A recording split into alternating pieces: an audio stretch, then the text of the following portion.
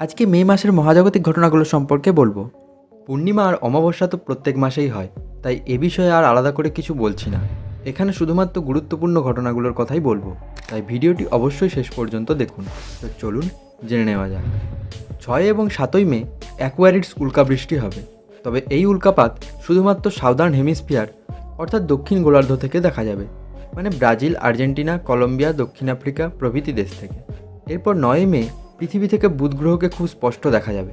বুধ গ্রহকে পৃথিবী থেকে খালি চোখে দেখার এটাই হলো সেরা সময়, তাই মিস করবেন না। তবে আপনার কাছে একটি টেলিস্কোপ থাকলে আপনি আরও ভালো দেখতে পাবেন। আপনি যদি লো বাজেটের একটি টেলিস্কোপ কিনতে চান, তাহলে ডেসক্রিপশনে কিছু টেলিস্কোপের লিঙ্ক দেওয়া রইল, আপনি দেখতে পারেন। আর টেলিস্কোপ কেনার আগে কী কী বিষয় লক্ষ্য রাখবেন সে বিষয়ে জানতে হলে অবশ্যই কমেন্ট করুন, তাহলে আমি এ বিষয়ে বিস্তারিত একটি ভিডিও আপলোড করব। আজকের ভিডিও এই পর্যন্তই।